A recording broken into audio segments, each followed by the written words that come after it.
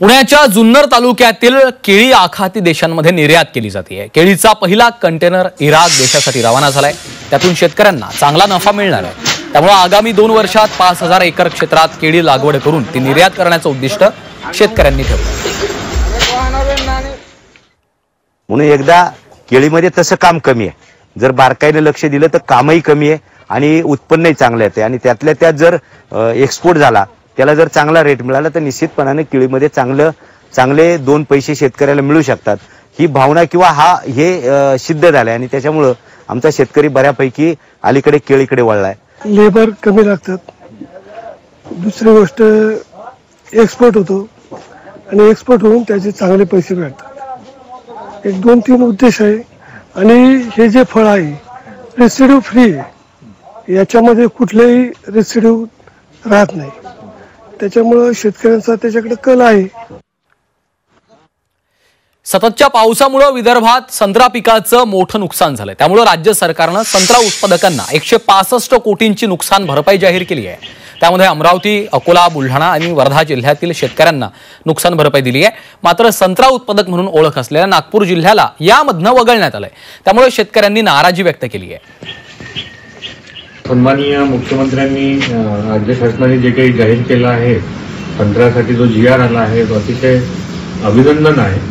कारण एक संत्रा बागायतदार खूप फळगळीमुळे खूप अडचणीत होते, परंतु याच्यामध्ये सर्व अमरावतीपासून सर्व बुलढाणा, वर्धा जिल्हा सर्व जिल्हे आले आणि जो नागपूर जिल्हा आहे सन्माननीय मुख्यमंत्री साहेबांचा, तर नागपूर जिल्ह्यामध्ये म्हणजे का वगळलं हे म्हणजे इथले जे शेतकरी आहे कडमेश्वर, सावनेर, मोपा, नरखेड, काटोल, रामटेक या क्षेत्रातला का वगळलं हे आम्हाला कळलं नाही। तर सर्व संत्रा बागायतदाराचा रोष आहे।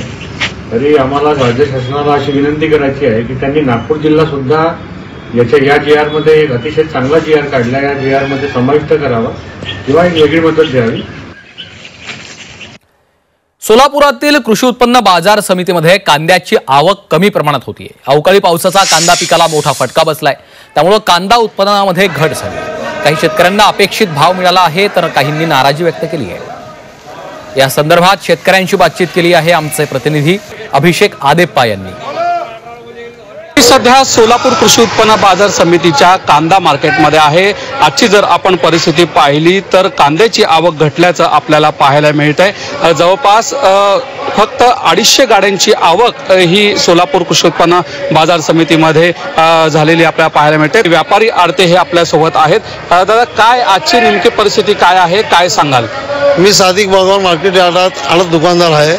सध्या यावर्षी बाजारपेठेत कांद्याची आवक कमी प्रमाणात आहे। दरवर्षी या टायमाला कमीत कमी 600 ते 700 गाडी कांद्याची आवक राहत होती। यंदा कमीत 400 गाडीची कांद्याची कमी घटलेली आहे।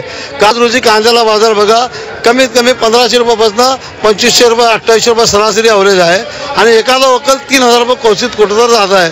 ते 4000 रुपये 3500 रुपये जाणारा कांदा ते सेंद्रिय कांदा बाजारात जास्तीत जास्त 200 ठिके किंवा 300 ठिके कांदा येत आहे, ह्याच्यापेक्षा जास्त येत नाही। आज 100 ठिके मी कांदा आणला होता।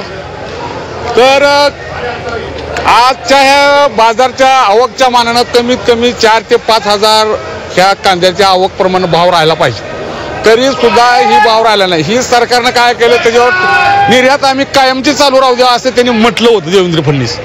तर त्यांनी त्याची अंमलबजावणी केली नाही, फक्त मतापुरतं त्यांनी शाळा केली आणि त्या शाळेप्रमाणे सगळे शेतकऱ्याचं फार नुकसान केलं। भाव पाहिजे तसा नाही, पावसानं भरपूर नुकसान झालंय। नुकसान असल्यामुळे उत्पन्नात घट आहे, म्हणावायचे ॲव्हरेज नाहीत आणि शासनाच्या चुकीच्या धोरणामुळे शेतकऱ्याचं मातीमोल किंमत वाढली आहे। अभिषेक आदेप्पा, झी24 तास, सोलापूर। नाशिकच्या लासल गावातील मनमाड बाजार समितीमध्ये कांद्याच्या भावात सुधारणा झाली आहे। कांद्याला प्रति क्विंटल 2425 रुपये इतका भाव मिळतोय। त्यामुळे कांदा उत्पादक शेतकऱ्यांना दिलासा मिळाला आहे।